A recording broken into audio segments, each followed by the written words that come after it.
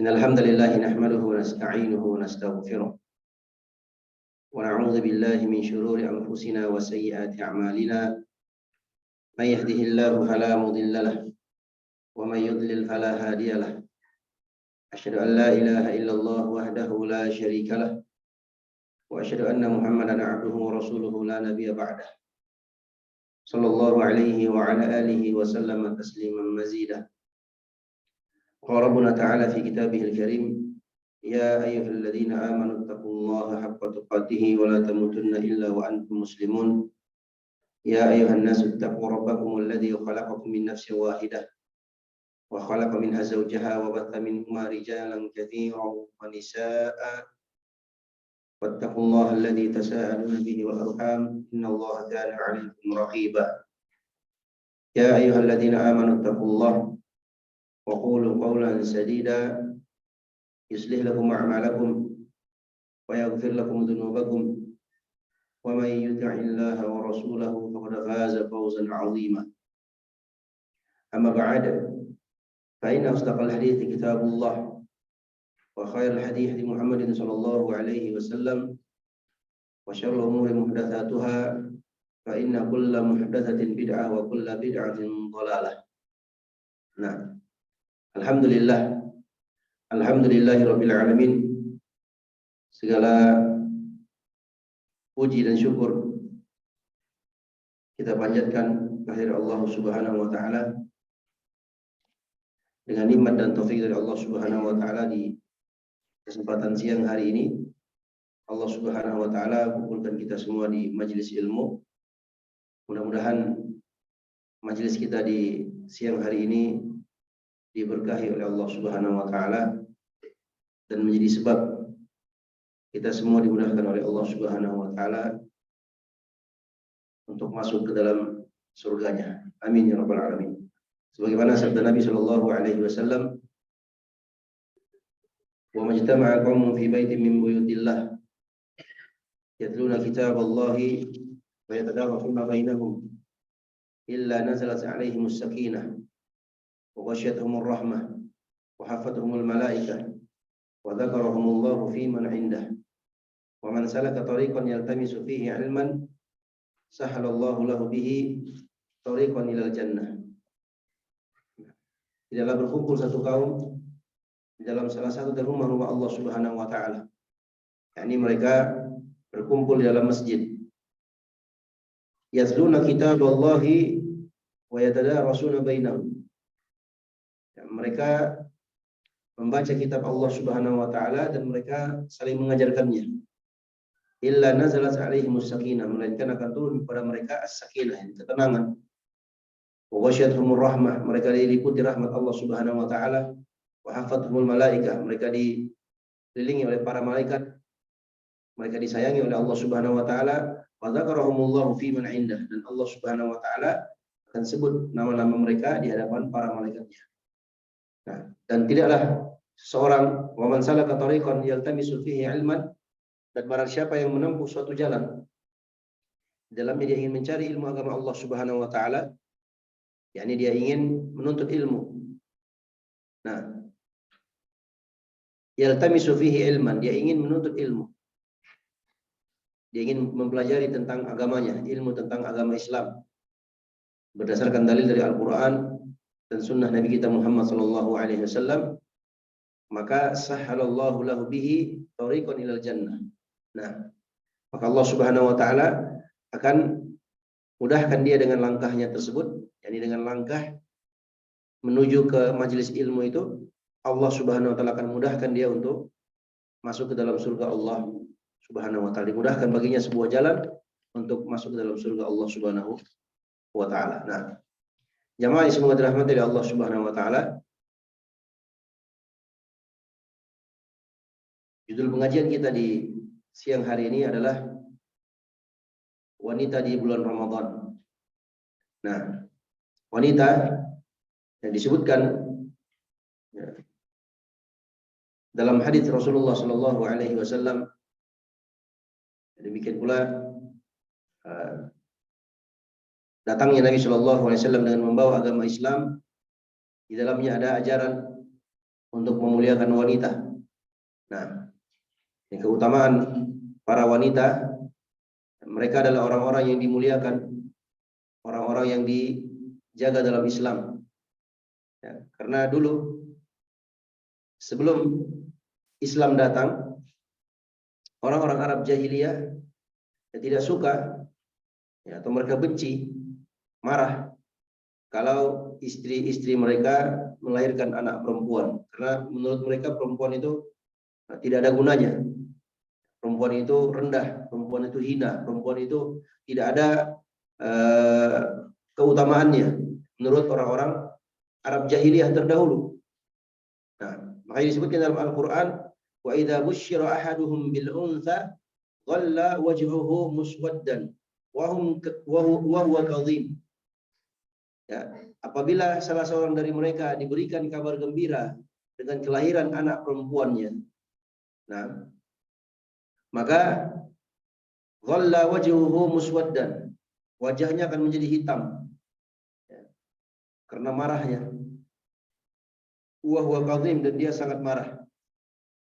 Yatawara minal qaumi min su'i ma busyira bihi ayumsikahu ala hunin am yadussuhu fit turabi ala sa'a ma yahkumun.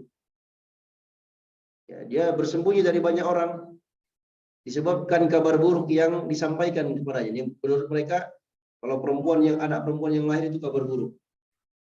Ya, mereka tidak suka.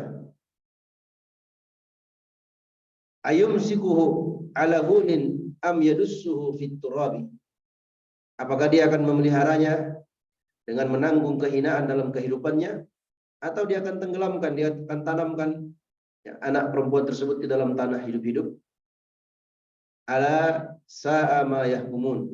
Ketahuilah alangkah buruknya, sungguh buruknya keputusan atau perbuatan yang mereka tetapkan itu. Nah, itu kondisi orang-orang Arab jahiliyah terdahulu. Ya, datang Islam, maka Islam memuliakan mereka. Nah, Islam memuliakan mereka.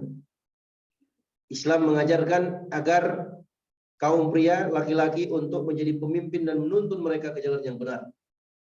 Allah Subhanahu wa taala berfirman, "Ar-rijalu qawwamuna 'alan nisa bima faddalallahu ba'dahum 'ala ba'din wa bima anfaqu min amwalihim.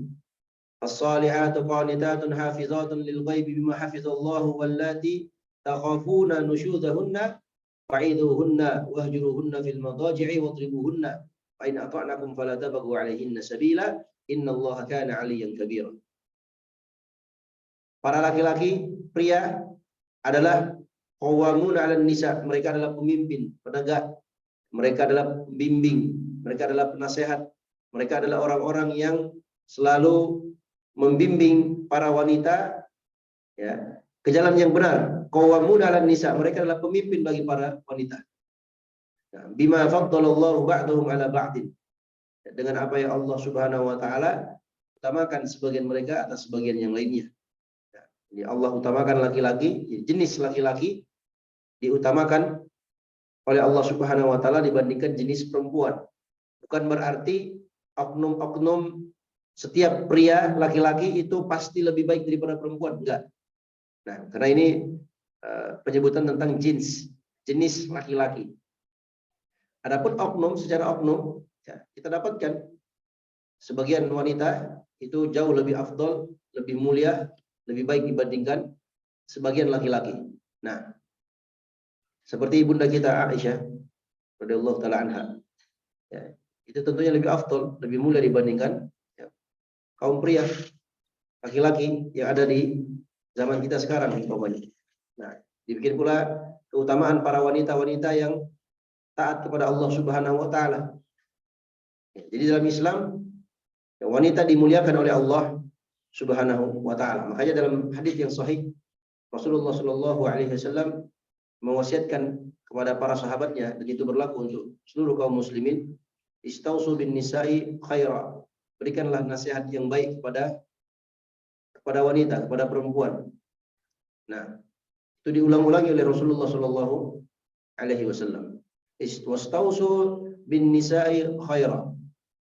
Berikanlah wasiat, nasihat yang baik kepada wanita. Kenapa? Fa innahunna khuliqna min dhil'in.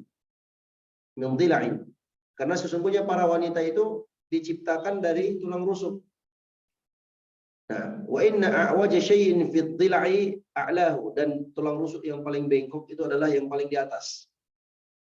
Fa idza habta tuqimuhu kasartahu. Kalau kau paksa untuk lurus, kau paksakan tulang itu untuk lurus, maka dia akan menjadi patah. Ya. Wa in taraktahu lam yazal a'waj. Tapi kalau kau biarkan, kau tidak luruskan, kau tidak berikan nasihat yang baik, maka si wanita itu pasti akan terus-menerus bengkok. Nah, kalau begitu, bagaimana cara kita mempersiapkan diri untuk melaksanakan ketaatan di bulan Ramadan? Yang pertama, bersegera bertaubat kepada Allah Subhanahu wa taala dengan taubat yang shadiqah, taubat yang jujur. Nah, ya. Allah Subhanahu wa taala perintahkan kita, wa tubu ilallahi jami'an ayyuhal mu'minun la'allakum tuflihun. Bertaubatlah kalian seluruhnya wahai orang-orang beriman, semoga kalian menjadi orang-orang yang beruntung. Masuk dalamnya kaum muslimah juga. Ya, diperintahkan untuk bertaubat kepada Allah Subhanahu wa taala. Yang kedua, ya, melepaskan diri dari segala bentuk perbuatan mungkar seperti dusta, ghibah, namimah, ya, ucapan-ucapan yang buruk, ucapan-ucapan yang jorok, ya. Demikian pula mendengarkan, ya, musik-musik yang diharamkan oleh Allah Subhanahu wa taala, meninggalkan tabarruj, ikhtilat, ya, bersolek, berdandan atau pamer aurat, ya, khususnya bagi wanita. Ya, di bulan Ramadan dia tinggalkan semua itu.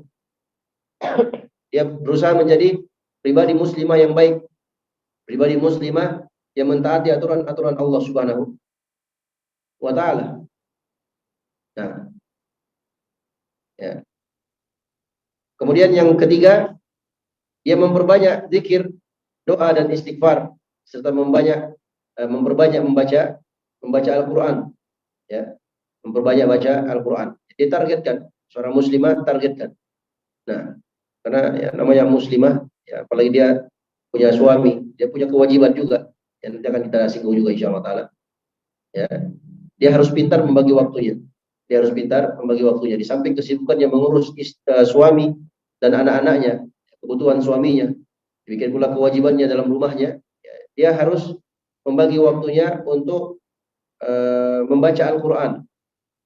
Nah, umpamanya dia targetkan di bulan Ramadan ini minimal dia mengkhatamkan Al-Quran minimal 1 kali. Nah, kalau begitu apa? Dia harus membaca Al-Quran, ya, 1 hari 1 juz.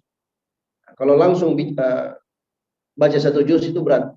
Kadang bagi sebagian orang yang mungkin belum terbiasa membaca Al-Quran, terkadang membaca 1 juz 1 hari itu berat, apalagi kalau sekaligus. Maka dia bagi. Ya, kalau di Mushaf Rasmul Utsmani itu 1 juz itu 10 lembar, maka dia bagi 10 lembar, ya dia bagi menjadi 5 umpamanya. Berarti setiap habis sholat 5 waktu, ya, setiap habis sholat 5 waktu, dia baca 2 lembar. Nah, dia baca 2 lembar. Atau kalau mau lebih mudah lagi, sebelum sholat 5 waktu, ya, dia baca 1 lembar. Sebelum sholat dia baca 1 lembar, setelah sholat dia baca 1 lembar. Berarti setiap sholat 5 waktu dia baca 2 lembar. Kalau 5 waktu berarti dia baca 10 lembar, genap 1 juz. Nah, jadi harus atur seperti itu. Nah, karena ya sesuatu yang dia kerjakan, seorang hamba kalau mengerjakan sesuatu yang sedikit, ya, dicicil pelan-pelan itu enggak kerasa. Ya, tapi kalau dia langsung baca 1 juz umpamanya, apalagi langsung baca berjuz-juz, itu kadang berat. Ya. Sekarang di awalnya saja, ya, di awalnya dia semangat, tapi di akhirnya sudah dia tinggalkan. Nah, kemudian yang berikutnya, yang keempat, ya, dari bagian yang kedua ini, ya, cara bagaimana kita mempersiapkan diri, ya, untuk beramal soleh di bulan Ramadan. Yang keempat adalah menjaga sholat 5 waktu pada waktunya. Nah, ya, menjaga sholat 5 waktu, ya, khususnya wanita, ya, apalagi di waktu-waktu yang terkadang sudah tiba waktu untuk dia tidak berpuasa. Nah, karena wanita punya waktu-waktu tertentu yang mereka tidak puasa. Umpamanya dia tahu nih, ya, kebiasaannya itu biasa di akhir bulan, sekitar tanggal-tanggal 20 sampai 25. Nah, maka dia jangan memperlambat, ya, sholat 5 waktunya. Nah, jadi begitu azan dikumandangkan, dia tahu ini sudah adalah waktu-waktu dia akan datang kebiasaannya untuk tidak sholat umpamanya, sekaligus tidak puasa. Nah, biasanya datang tanggal 21 biasanya atau 22. Maka di tanggal 20 atau 21, 22 dia sudah bersiap-siap. Ya, setiap kali sholat atau setiap kali azan dikumandangkan, maka dia segera apa? Dia segera melaksanakan kewajibannya, itu melaksanakan sholat. Nah, jadi begitu azan, selesai azan dia langsung sholat. Toh jika seandainya kebiasaan bulanannya tersebut datang, dia sudah selesai melaksanakan kewajiban itu. Nah, beda kalau dia mengundur, dia mengakhirkan. Nah, harusnya dia sudah sholat, dia undur sampai dekat waktu asar, ya, baru dia mau sholat, ternyata ya sebelum waktu asar sudah datang kebiasaannya tersebut. Akhirnya apa? Dia masuk dalam kategori orang yang melalaikan atau meninggalkan sholat. Nah, ini perlu diperhatikan oleh setiap muslimah. Nah, kemudian berikutnya, ya, dia menjaga ibadah-ibadah nawafil, ibadah-ibadah yang sunnah setelah melaksanakan kewajiban. Nah, ini biasa dilakukan, ya, seperti sholat sunnah sebelum sholat wajib, ya. Nah, 4 rakaat sebelum zuhur atau sesudahnya. Demikian pula 2 rakaat setelah isya. Nah, demikian pula 2 rakaat sebelum subuh. Dan sholat sunnah yang lainnya, sholat duha, ya, sholat sunnah tahiyatul masjid, tahiyatul wudhu, dan segala macamnya. Jadi dia perbanyak ibadah-ibadah sunnah tersebut. Nah, ya, ini insya Allah Ta'ala akan membantu dia, ya, untuk antusias, ya, bersemangat dalam melaksanakan ketaatan kepada Allah Subhanahu Wa Ta'ala di bulan yang penuh dengan keberkahan ini. Nah, kemudian poin yang ketiga yang hendaknya diperhatikan oleh setiap muslimah dalam bulan Ramadan yang penuh dengan kebaikan ini, ya, adalah mempelajari hukum-hukum puasa. Ya, mempelajari hukum-hukum puasa. Wajib bagi setiap muslimah untuk mempelajari hukum puasa itu. Ya, kewajiban-kewajibannya, sunnah-sunnahnya, adab-adabnya, ya. Sehingga puasa yang dia kerjakan tersebut benar-benar di atas basirah, di atas ilmu, ya, dan diterima oleh Allah Subhanahu wa taala. Ya. Karena puasa orang yang berpuasa di atas ilmu itu berbeda kualitasnya dengan orang-orang yang berpuasa tanpa ilmu. Ya, ada orang puasa ya karena ikut-ikutan. Ramai orang datang ke masjid, ya ikut juga dia ke masjid. Nah, ini biasanya orang-orang seperti ini akan hilang, ya, di pertengahan atau mungkin di akhir Ramadan. Karena dia kerjakan puasa atau dia datang ke masjid, sholat tarawih umpamanya, itu bukan karena Allah, tapi karena ikut-ikutan. Nah, biasanya seperti itu. Ya, yang tertinggal, yang tersisa adalah orang-orang yang memang mengerjakan ibadah puasa atau ibadah sholat tarawih itu karena Allah. Dia kerjakan itu di atas ilmu, dia punya ilmunya, dia tahu, dan dia ingin meraih keutamaan ibadah-ibadah tersebut. Nah, ya. Nah, di antara hukum-hukum puasa itu, di sini kita ringkaskan saja, ya, yang perlu, ya, diketahui oleh setiap muslimah, ya, bahwasanya berpuasa itu diwajibkan, ya. Berpuasa itu diwajibkan oleh Allah Subhanahu wa taala atas setiap muslim dan muslimah. Ya, kalau muslimah, ya, dipersyaratkan dia seorang muslimah balik, ya, dan dia berakal. Nah, balik, berakal, dan mukim. Balik, berakal, dan mukim. Ya. Kalau dia safar, ya, boleh untuk tidak berpuasa. Nah, jadi muslimah balik, berakal, dan mukim. Ya. Kemudian yang kelima, mampu. Ya, mampu. Yang keenam, ya, tidak ada penghalang seperti haid dan nifas. Nah, ini 6 perkara yang dengannya wajib bagi setiap muslimah untuk apa? Melaksanakan ibadah puasa. Ya. Nah, Kemudian berikutnya, ya dia berniat ketika hendak melaksanakan puasa. Nah, jadi setiap kali mau puasa dia harus berniat. Ya, dan niat itu ada perbedaan pendapat di kalangan para ulama. Apakah boleh dia meniatkan satu niat untuk 1 bulan, ataukah dia berpuasa setiap hari, setiap malam? Nah, ya, yang benarnya di antara pendapat di kalangan para ulama, dia berniat untuk puasa itu setiap malam. Rasulullah Shallallahu Alaihi Wasallam bersabda, ya, la siyama liman lam yubayyit siyama minal laili. Tidak ada puasa, tidak dianggap sah puasanya orang-orang yang tidak, ya, berniat di malam hari, ya, sebelum dia berpuasa. Nah, jadi kalau dia sudah niat di malam hari, ya sudah cukup. Umpamanya pas habis sholat tarawih, umpamanya dia niat, atau sebelum sholat tarawih, pokoknya malam lah, ya, malam besoknya mau puasa, ya. Jadi kalau dia berpuasa, kalau dia berniat di malam tersebut, maka sudah sah puasanya, walaupun ternyata nanti dia tidak bangun sahur. Ya, betapa banyak kaum muslimin, ya, kalau ditanya kamu puasa, dia bilang enggak Ustaz. Kenapa? Ya, sambil nyengir, ya, karena enggak sahur Ustaz. Subhanallah. Ini, ya, di antara sekian banyak contoh, ya, orang-orang yang tidak mengerti, yang tidak mengilmui tentang hukum puasa. Ya, sahur itu hukumnya sunnah. Enggak bangun sahur tetap wajib puasa. Tidak boleh dijadikan alasan, ya, dia jadikan sahur, ya, tidak sahur sebagai alasan untuk tidak berpuasa. Itu enggak boleh.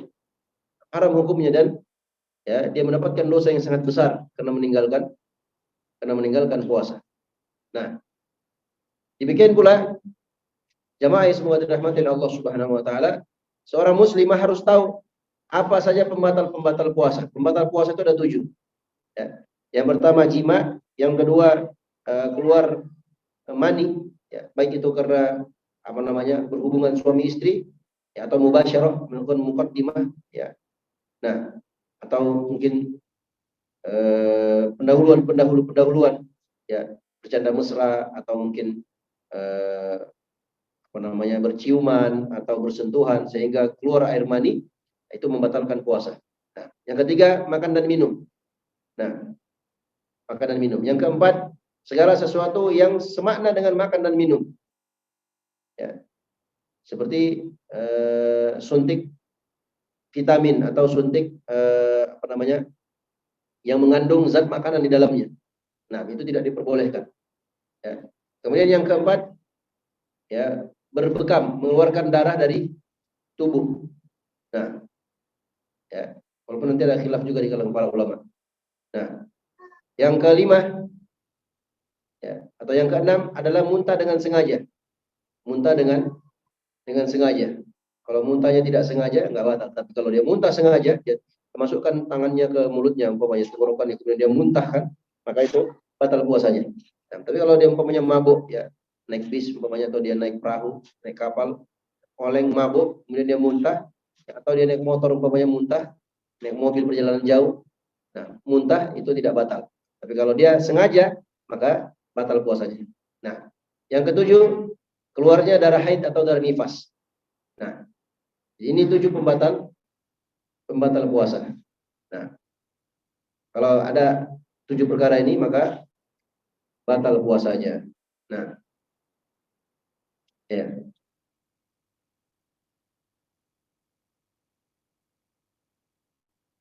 Nah, itu di antara perkara-perkara yang perlu untuk diperhatikan. Kemudian, jamaah yang semoga dirahmati oleh Allah Subhanahu wa taala,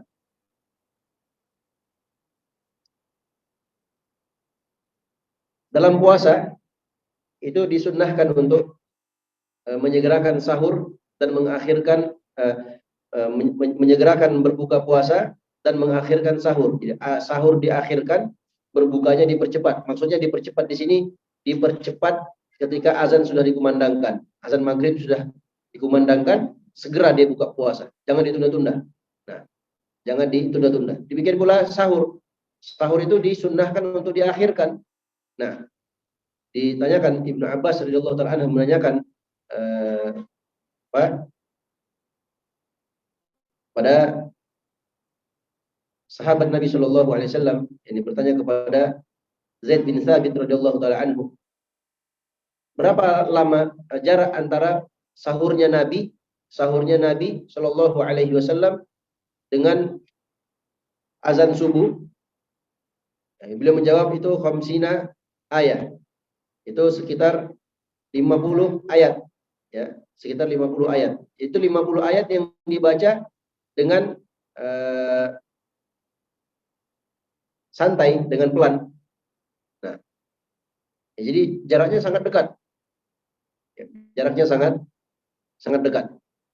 Ya, mungkin 30 ya, 20 sampai 30 menit lah kurang lebih. Nah, jadi jarak antara sahurnya Nabi dengan sholat subuh itu sangat dekat. Ya, atau azan subuh itu sangat dekat. Ini disunnahkan. Jadi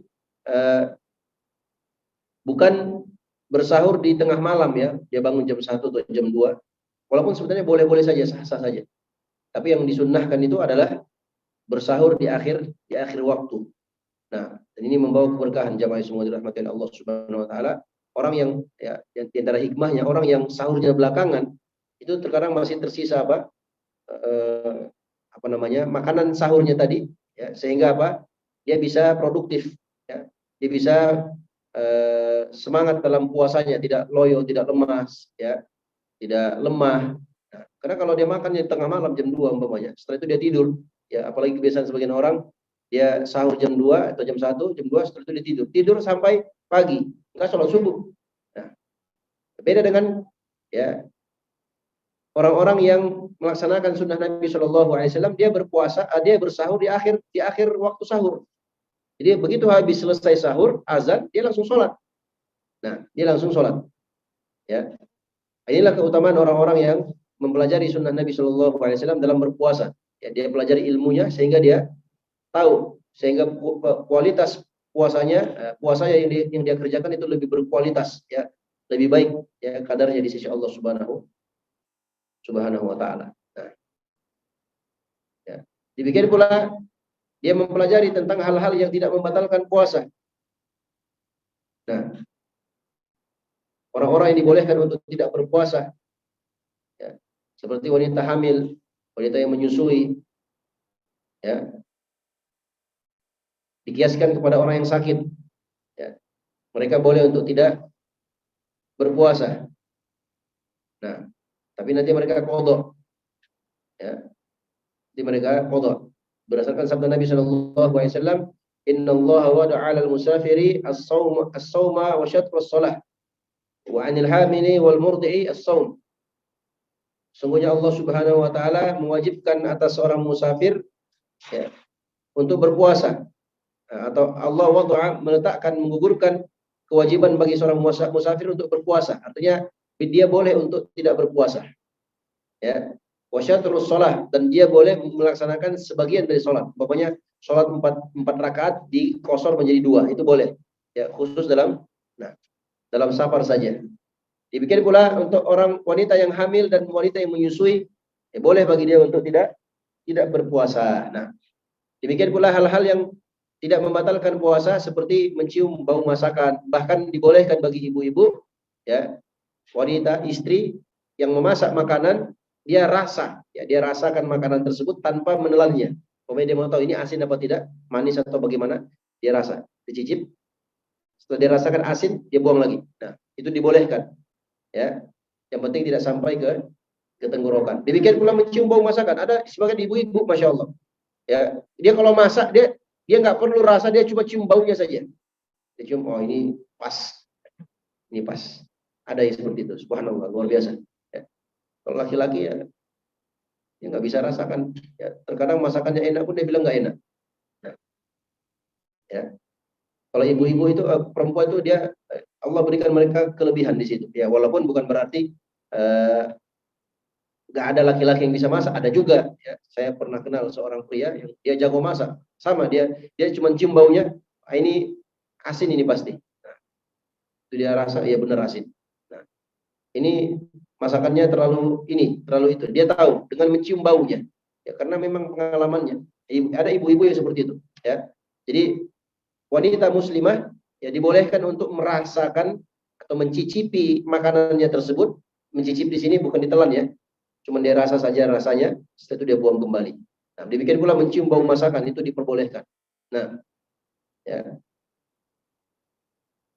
dia cium bau masakannya, dia cium terus, boleh nggak Bu? Sepanjang masak dia cium terus, boleh? Boleh. Nah, dibolehkan, itu tidak batal puasanya. Ya.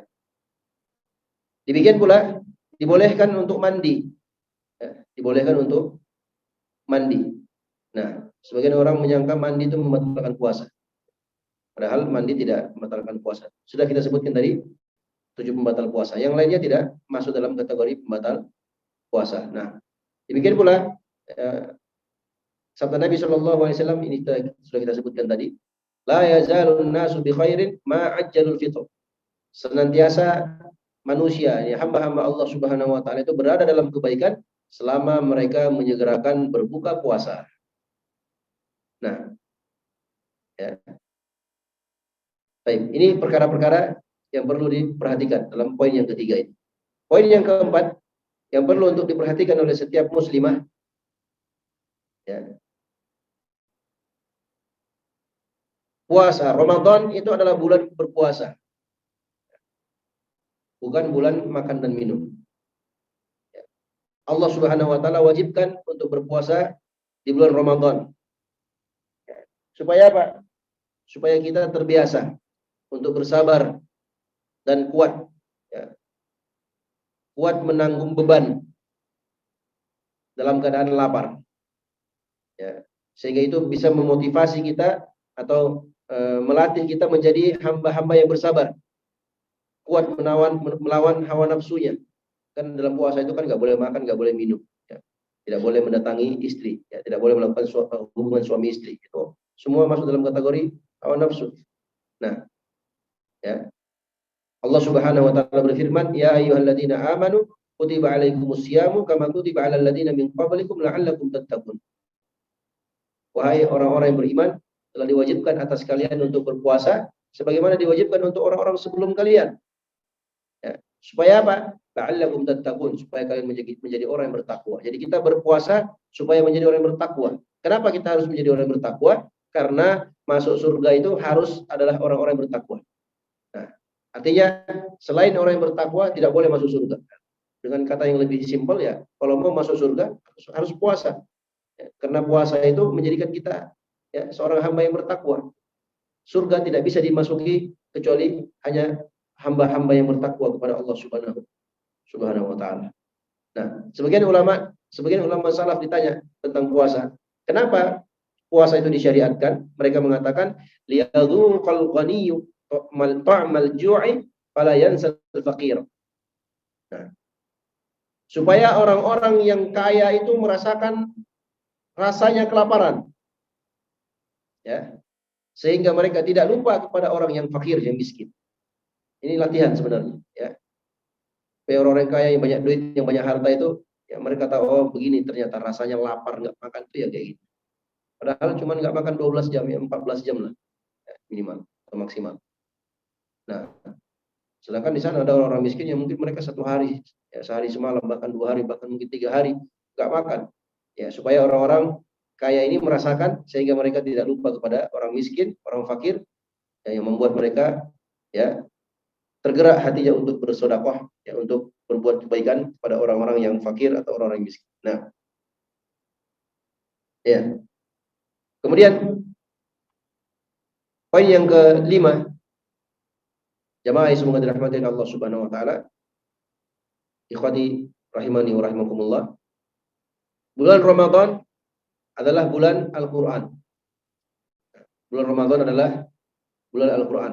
Khusus di bulan Ramadan, ya, Allah Subhanahu wa taala jadikan bulan Ramadan itu sebagai bulan Al-Qur'an, bukan bulan yang lainnya. Syahrul Ramadan alladzi unzila fihi al-Qur'anu hudan lin-nasi wa bayyinatin minal huda wal furqan.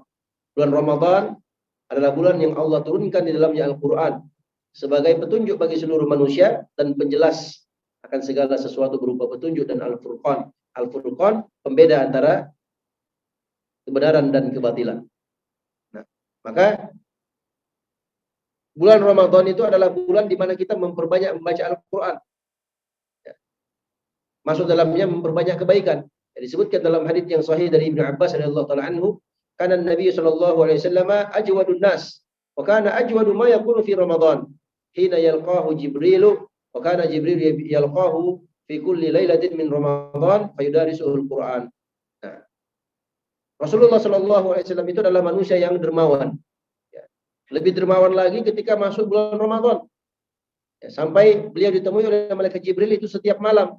Malaikat Jibril turun kepada Nabi Muhammad SAW dan mengajarkan kepada beliau Al-Quran. Nah, ya. Kemudian kata beliau rahimahullah taala, radhiyallahu taala anhu, "Qala Rasulullah sallallahu alaihi wasallam, hina yalqahu Jibril ajwadu bil khairi minar rihi al-mursalah." Dan sesungguhnya Rasulullah sallallahu alaihi wasallam itu ketika beliau bertemu dengan malaikat Jibril, ketika malaikat Jibril bertemu dengan beliau, ya, itu adalah manusia yang paling dermawan, paling terbaik dengan melakukan banyak ketaatan, ya, lebih baik, lebih dermawan dibandingkan lebih baik dibandingkan angin yang menerpa atau angin yang berhembus. Nah, artinya saking mudah, ya, saking mudahnya Rasulullah sallallahu alaihi wasallam memperbanyak amal kebaikan. Nah, baik. Itu diantara perkara-perkara yang perlu untuk diperhatikan oleh setiap muslim dan muslimah, khususnya kaum muslimah. Ya, belum lagi keutamaan menyiapkan makanan berbuka puasa. Ya, bagi orang yang berpuasa ini biasanya pada ibu-ibu, ya. Nah, disebutkan dalam hadis yang sahih Rasulullah Shallallahu Alaihi Wasallam bersabda, "Man fattara shaiman." Barang siapa yang memberikan makan untuk orang yang berbuka puasa, kana lahu ajruhu, ya, kana lahu mithlu ajrihi ghairu annahu la yanqusu min ajri shaimi syai'. Barang siapa yang memberikan makan untuk berbuka puasa, maka baginya pahala, ya, sebagaimana pahala orang yang berpuasa itu tanpa mengurangi puasa mereka, pahala puasa mereka. Nah, ini biasanya menjurus, ya, lebih khusus kepada wanita muslimah di zaman kita sekarang, ya. Itu identiknya kepada perempuan karena mereka lah yang menyiapkan makanan berbuka puasa itu. Ya, jadi ketika mereka menyiapkan makanan berbuka puasa, niatnya untuk meraih pahala tersebut, maka mereka akan diganjar pahala yang sangat besar di sisi Allah Subhanahu wa taala. Apalagi kalau yang dia kasih makan itu adalah orang-orang yang, ya, berilmu, orang-orang yang taat kepada Allah. Karena sudah kita sebutkan tadi, kualitas puasa hamba itu berbeda-beda, ya, disesuaikan dengan kadar atau tingkat ilmu yang dia ketahui. Nah, barakallahu fikum. Baik. Ini dapat kita sampaikan, mudah-mudahan bermanfaat. Sisa waktu yang tersisa kita beri kesempatan bagi jamaah yang ingin bertanya seputar pembahasan. Kalau tafadhalna. Di sini ada beberapa pertanyaan. Bismillah Ustaz. Bismillah Ustaz, afwan izin bertanya. Sebatas mana rambut seorang wanita yang sesuai syariat? Karena saya potong rambut saya di batas bahu. Di atas bahu. Di atas bahu berarti pendek. Ya. Malah kadang di bawah telinga sedikit. Mohon pencerahannya. Nah, ya, dibolehkan, itu hukum asalnya mubah, ya, selama tidak menyerupai laki-laki, ya, karena, ya, dia potong rambut itu kan hanya suaminya yang melihatnya. Nah, adapun orang lain tidak melihatnya, ya, karena dia tidak boleh menampakkan auratnya. Rambut itu bagian dari aurat, ya, mau panjang mau pendek tidak boleh diperlihatkan. Nah, sekarang bagaimana kalau dia memotong pendek rambutnya? Tidak masalah, insyaallah taala, selama itu tidak membuat, apalagi kalau dia punya suami, ya. Kalau suaminya tidak suka, maka tidak boleh dia potong. Dia izin dulu kepada suaminya. Nah, karena ada sebagian laki-laki dia tidak tertarik dengan wanita yang rambut pendek, ya, sedangkan itu istrinya. Ya kan tidak mungkin kalau istri dia nggak tertarik dengan istrinya. Ya, makanya sang istri harus tanyakan dulu kepada suaminya. Ya, tanya, "Bang, saya mau potong rambut nih, boleh nggak?" Nah, kalau suaminya bilang, "Ya, kenapa kamu potong rambut?" "Ya, sudah, itu udah bagus rambutmu." Nah, ya, potong sedikit tidak apa-apa umpamanya. Tapi kalau potongnya sampai pendek, ya, apalagi di atas bahu, dan suaminya tidak menyukai hal tersebut, maka tidak boleh dia potong. Nah, dia harus ikuti keinginan kemauan suaminya. Tapi kalau suami bilang ya nggak apa-apa, ya, apalagi umpamanya ada maslahat umpamanya, ya, biasanya umpamanya ada banyak kutu atau mungkin ada penyakit, ya boleh bagi dia untuk memotong rambutnya, lebih maslahat. Nah, dan kalau suaminya membolehkan, itu diperbolehkan. Nah, barakallahu fiik.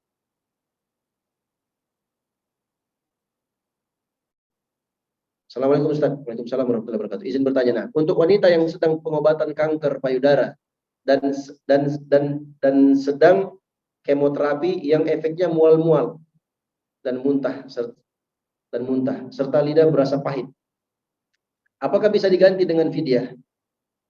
Ya. Tapi tetap berniat mengkodoknya di lain waktu jika sehat dan panjang umur.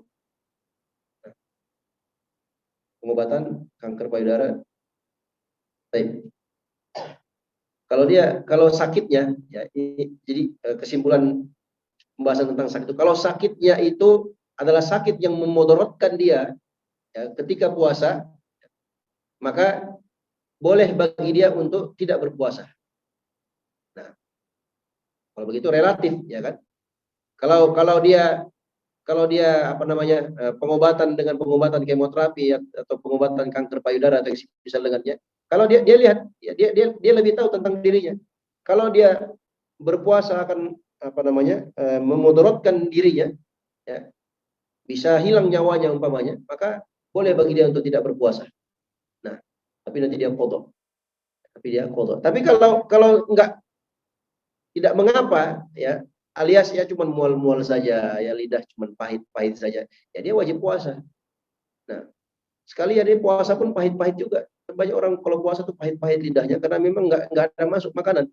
Nah, selama dia tetap sehat, dalam arti tidak memudaratkan dia, maka boleh bagi dia untuk hendaknya dia berpuasa kalau tidak memudaratkan. Nah, tapi kalau mudarat, boleh bagi dia untuk tidak berpuasa. Nah, jadi jangan bergampangan juga, ya, jangan bergampangan. Ya, ini pengobatannya juga saya tidak begitu tahu secara pasti hakikatnya seperti apa. Apakah pengobatan kanker payudara itu sangat bahaya, ya. Dalam arti kalau salah sedikit bisa hilang nyawanya atau seperti apa, ya. Kalau sekedar menjalankan terapi atau yang semisal dengannya, selama itu tidak membahayakan nyawanya, tidak membahayakan kesehatannya, maka dia wajib berpuasa.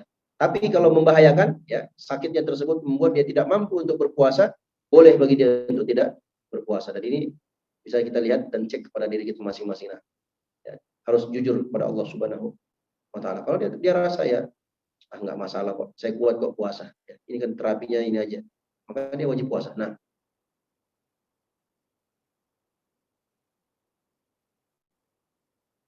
Bismillah, izin bertanya Ustaz, jika memasukkan obat demam ke dubur saat puasa, apakah batal puasanya? Enggak. Ustaz Afan, izin bertanya, setiap Rasul Allah, mereka diuji dengan ujian yang sangat berat karena Allah akan memberikan balasan yang indah. Artinya bahwa kita akan mendapatkan apa yang kita amalkan. Bagaimana dengan saya yang amal sedikit, dosa banyak dan sering lalai? Karena ada ketakutan yang sangat, karena takut beratnya pertanggungjawaban di akhirat. Apakah bisa selamat di akhirat dengan kondisi yang ada dan zaman yang penuh dengan fitnah ini? Iya, insya Allah ibu, ya ukhti, ya, ibu akan selamat insya Allah Taala kalau ibu memperbanyak amal soleh, ikhlas karena Allah Subhanahu Wa Taala. Dosa banyak, masih banyak orang yang jauh lebih besar, lebih banyak dosa daripada ibu. Ya, nah, kalau sering lalai, masih banyak juga orang yang lebih lalai daripada ibu. Ibu insya Allah masih mending, masih ringan. Ya, amal saya sedikit, masih banyak orang yang lebih sedikit amalnya. Nah, artinya apa? Jangan khawatir, jangan takut, ya. Jangan khawatir, jangan takut, ya. Tetap berhusnuzon kepada Allah, ya. Tetap berhusnuzon, tetap berharap rahmat Allah Subhanahu Wa Taala. Di satu sisi, ya, kita juga tetap takut kepada Allah, ya, akan azabnya, ya, bagi orang-orang yang durhaka kepadanya. Nah, jadi tetap berbaik sangka, tetap rajin beramal soleh, ya. Jangan tinggalkan amal soleh, ya. Kalau merasa amal sedikit, ya perbanyak. Nah, sama kalau ibu punya uang sedikit. Kalau ibu punya uang sedikit, apa yang ibu lakukan? Pasrah, udahlah, biarlah aja sedikit aja nggak apa-apa. Nggak mungkin begitu. Ya kan? Atau apa namanya? dia pasti akan berusaha. Kalau uangnya sedikit, dia pasti akan berusaha untuk menjadikan uang itu jadi banyak, entah itu berdagang, atau dia minta ke suaminya, atau dia ambil dari dompet suaminya. Nah, boleh nggak ibu-ibu mengambil uang dari dompet suaminya? Boleh kalau suaminya pelit. Ya, boleh kalau suaminya pelit, tapi dia ambil sesuai dengan kadar yang dia butuhkan. Nah, baik. Jadi jangan putus asa, ya, jangan khawatir, jangan bersedih. Ya, insya Allah Taala ibu akan masuk ke dalam surga jika mengamalkan syarat-syarat yang telah ditentukan dalam agama kita. Nah, husnuzon kepada Allah, perbanyak amal soleh. Nah, yang di live bentar ya, kita baca dulu yang ada ini, ya, nanti yang komentar di live nanti dibacakan nanti insya Allah. Bismillah Ustaz, izin bertanya, apakah niat puasa perlu dilafatkan? Enggak perlu. Niat puasa itu dalam hati. Rasulullah SAW bersabda, innamal a'malu bin niat. Sesungguhnya amalan itu tergantung dari niatnya. Wa innamal likulli imri'in ma nawa. Dan setiap orang akan mendapatkan apa yang dia niatkan dalam hati. Besok saya mau puasa dalam hati. Ya, atau dia pakai bahasa Sunda. Bahasa Sundanya apa, Bu? Pokoknya bahasa Sunda lah. Ya. Bahasa Jawa umpamanya. Ya.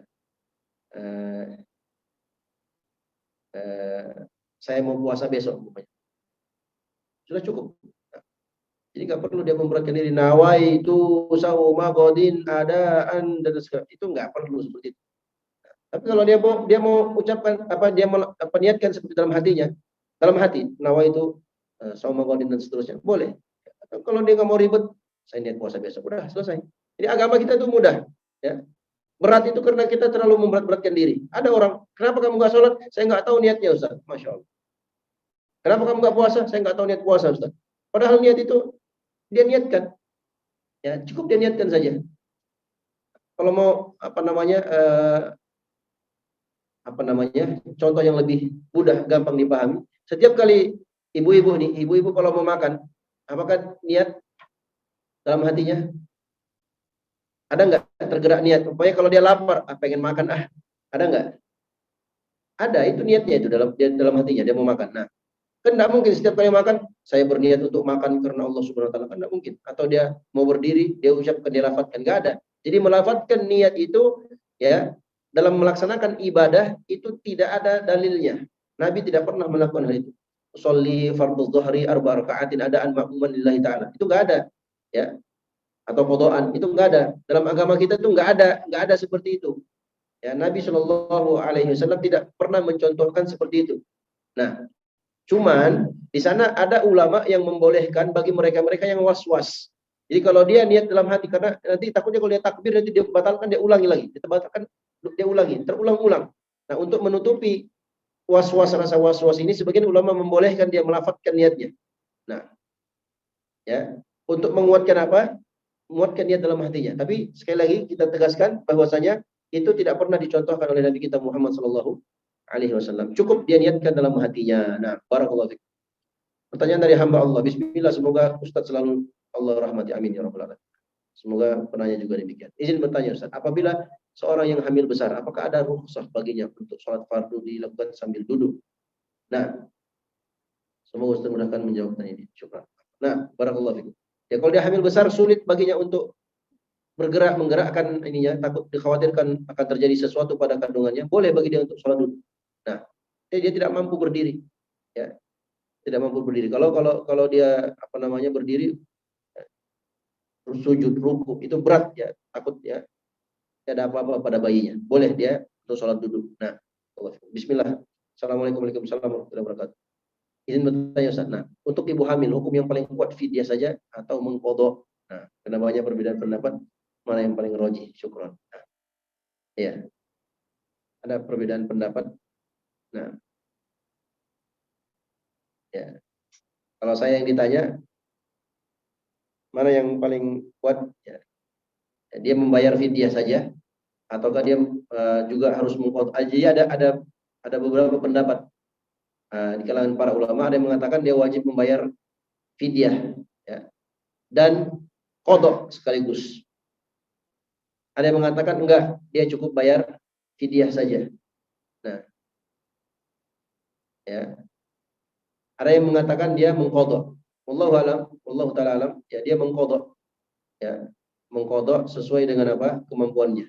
Nah, kalaupun nanti dia mengikuti pendapat yang mengatakan hanya membayar fidyah, enggak masalah insyaallah taala. Nah,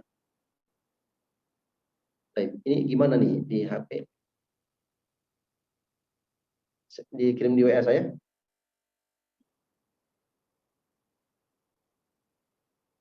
Oh, baik. Jadi ini semua yang ini ya. Baik. Kayaknya tadi ada yang naik lagi tadi. Masih ada? Nah, saya nggak berani otak-atik HP-nya orang. Ya, orang. Ya. Bismillah. Assalamualaikum Ustaz. Izin bertanya. Bagaimana bagaimana sikap istri ketika menasihati suami marah ke anaknya dengan cara mencubit anaknya di bulan puasa ini? Tapi suami malah balik marah. Gimana sikapnya? Supaya di bulan puasa tidak marah ke anak-anak. Nah, yang cubit itu marah? Enggak. Cubit itu bukan marah. Tergantung cubitnya. Kalau cubitnya cubit sampai biru-biru, sampai berdarah mungkin, itu bukan marah lagi. Itu sudah syaitan di kepalanya. Nah, kalau cubitnya cuma cubit, ya sekedar cubit. Ya. Cubit dalam arti melarang. Nah, melarang. Ya. Jadi kalau istri mau menasihati suaminya, ya, ya sampaikan kalau cubitnya jangan terlalu sakit. Ya. Nah, dan suami pun harus paham, mengerti. Ya, ketika istrinya bilang seperti itu, ya dia jangan balik marah. Nah, ya cukup dia ingatkan saja. Jadi caranya itu nanti tunggu malam. Ya, sudah buka puasa, sudah enak perasaannya, sudah kenyang, ya, sudah santai, baru ngobrol. Ya, jangan di waktu itu karena ya namanya kadang ada orang, sebagian orang kalau lapar itu ya terbakar emosinya. Ada orang seperti itu. Ada juga orang yang emosinya terbakar ketika dia capek. Itu kalau disinggung sedikit dia langsung marah. Nah, ditunggu malam ya, sampaikan dengan cara yang baik. Jadi ketika istri menyampaikan ya, jangan marah-marah kepada sebenarnya bukan marah ya, kalau cubit itu bukan marah. Ya, kecuali kalau dia marah-marah maki-maki anaknya di bulan puasa, nah itu baru. Ya, kalau cubit ya, dilarang, kamu jangan begini, dicubit sedikit itu bukan marah. Nah, jadi sebagai suami kita harus mengerti ketika istri bilang jangan terlalu marahin anak itu kasihan dia begini-begini ya. Kita harus mengerti kenapa? Karena wanita itu lebih sensitif hatinya, perasaannya dibandingkan kita pria suami. Nah, ya mereka bisa ada koneksi antara perasaannya dengan perasaan anaknya. Nah, karena mereka yang melahirkan, mereka yang hamil 9 bulan. Kita suami cuma pandai bikin saja. Makanya kalau istri menasihati kita sebagai suami pun harus harus mengerti ya, dan harus memahami. Nah, dan ini sekaligus ya, pertanyaan ini bagus ya, sekaligus tanbih ya, peringatan bagi suami istri ya, jangan marah-marah kepada anaknya, apalagi di bulan puasa. Ya, anak kecil itu memang selalu melakukan kesalahan. Ya, namanya mereka masih kecil, ya, masih ingat main saja. Di kepalanya itu cuma main. Nah, kita sebagai orang tua cukup ingatkan saja. Nah, itu harus dididik dari awal. Ya, harus dididik dari awal. Jadi kita nggak perlu marah, nggak perlu ngamuk-ngamuk ya. Cukup dengan sekali larangan saja. Bulan, jangan begitu ya. Ya ya, langsung dengar. Itu butuh apa? Butuh proses dan butuh pembiasaan. Jadi anak-anak kita itu nggak perlu kita marah, kita cukup berdehem saja. Nah, mereka udah tahu, wah ini Habib marah nih, nggak boleh. Nah, itu harus dilatih ya, anak-anak itu harus dilatih seperti itu. Dan semua ini bisa terjadi, jamaah semua dirahmati oleh Allah SWT, kalau suami istri, khususnya sang ayah, ya sang suami dekat dengan anak-anaknya. Ya, ajak mereka ngobrol, ajak mereka diajari mereka kebaikan, ya, ingatkan mereka yang nggak boleh, ya, ingatkan mereka yang harus mereka kerjakan dan seterusnya. Ya, jadi di sini yang saya pahami bukan marah, dia cuma cubit saja sedikit. Ya. Tapi kalau suami malah balik marah, ya itu kurang tepat ya, kurang tepat. Harusnya suami langsung memahami, ya, dia mengiyakan, ya, kemudian kembali dia pujuk anaknya, kembali dia pujuk istrinya, ya supaya tidak terjadi saling memarahi bulan yang penuh dengan keberkahan ini. Nah, jadi paling cocok itu kalau dibahas di malam hari. Ya, jadi umpamanya di sini kejadian. Dia suaminya marah anaknya, istrinya menasehati, malah istrinya kena marah juga. Nah, istri jangan marah balik. Ya, ini bahaya kalau marah balik akhirnya saling marah nanti. Padahal perkara sepele. Ya, maka istri sabar dulu, ya tunggu. Nanti kalau pas buka puasa sudah lihat suasana sudah tenang, sudah nyaman, anak-anak sudah pada riang, gembira, tertawa, suami pun sudah mulai tersenyum, baru dibahas. Itu pun bahas berdua, jangan depan anak-anak. Nah, barakallahu fiik. Sudah yang lain?